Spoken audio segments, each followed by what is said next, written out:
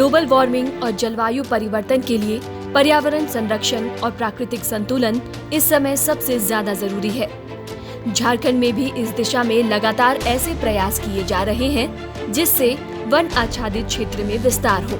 इसके लिए प्रतिवर्ष जुलाई के पहले सप्ताह में वन महोत्सव मनाया जाता है, जिसका मुख्य उद्देश्य ही वृक्षारोपण है। पर्यावरण और पारिस्थितिकी तंत्र की पुनर्बहाली के लिए ये एक महत्वपूर्ण कदम है।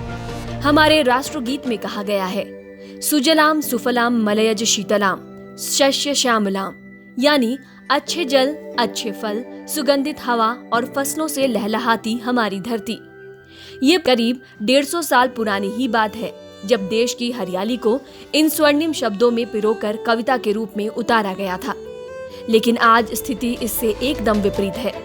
केमिकल वाले फल, प्रदूषित जल, जहरीली हवा, कंक्रीटों का जंगल, धीरे धीरे अपनी उर्वरा शक्ति गंवाती मिट्टी और बंजर होती जमीन से जंगलों में घुला हरा रंग धीरे धीरे फीका पड़ता जा रहा है।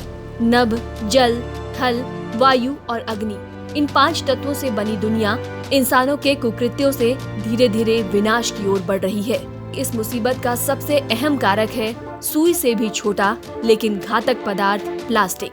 प्लास्टिक हमारे आधुनिक जीवन शैली का एक महत्वपूर्ण हिस्सा बन चुका है, जिससे सस्ती और आसान सुविधा तो मिलती है, लेकिन इसके दुष्परिणाम भयावह होते हैं। आप अंदाजा भी नहीं लगा सकते कि आज जो प्लास्टिक आप फेंक रहे हैं वो 500 से 700 साल बाद नष्ट होना शुरू ही होगा और करीब 1000 साल बाद ये पूरी तरह खराब होगा।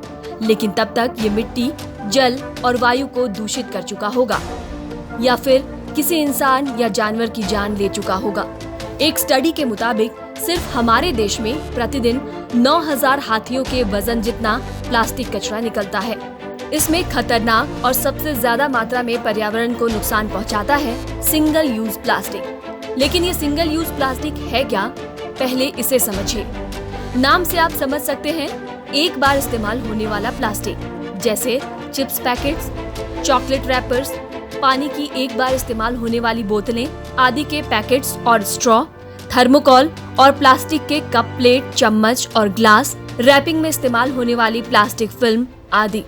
Federation of Indian chamber of commerce and industries के आकलन के अनुसार साल 2014 से 15 में प्रति व्यक्ति प्लास्टिक का इस्तेमाल 11 किलो था, जो 2022 में 20 किलो तक पहुंच गया है। इसका 43% हिस्सा सिंगल यूज प्लास्टिक का है। हम में से कईयों ने इसके इस्तेमाल से पहले इस बारे में सोचा भी नहीं होगा, सिर्फ सुविधा देखी और ले लिया। लेकिन अब सोचिए ही नहीं, छोड़िए, क्योंकि सोचने वाले स्तर को हम पार कर चुके हैं। जैव विविधता और वन क्षेत्र के लिए ही प्रसिद्ध झारखंड भी इससे अछूता नहीं रहा, जिससे पर्यावरण असंतुलन के साथ साथ प्रदूषण और तापमान में भी लगातार इजाफा हो रहा है।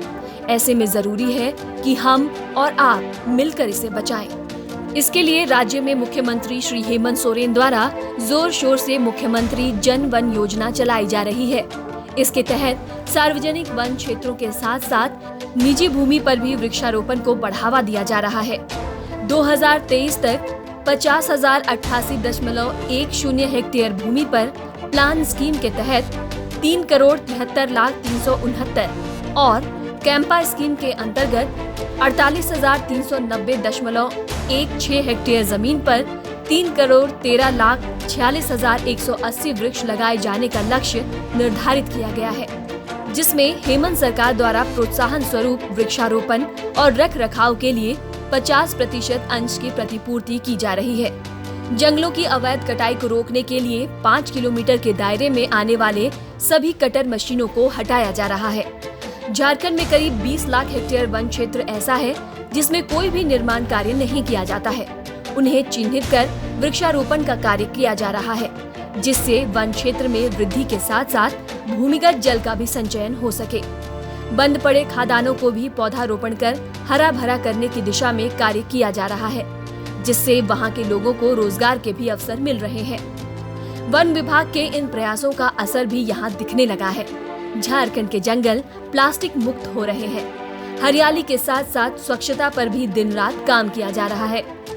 जल, जंगल और जमीन से जुड़े यहाँ के लोग प्रकृति प्रेमी ही नहीं, प्रकृति पूजक भी है।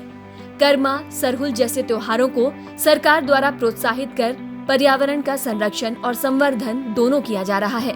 लेकिन सरकारी योजनाओं के साथ साथ जरूरी है कि हम सब पर्यावरण के प्रति जागरूक हों। इन हरे भरे जंगलों में हरियाली छाई रहे, इन पक्षियों की चहचहाहट यूं ही गूंजती रहे। इसके लिए जरूरी है कि हम आज से, अभी से प्रण लें, जंगल बचाएंगे, जल बचाएंगे, अधिक से अधिक पेड़ लगाएंगे, अपने झारखंड को प्लास्टिक मुक्त बनाकर स्वच्छ, स्वस्थ और खुशहाल बनाएंगे।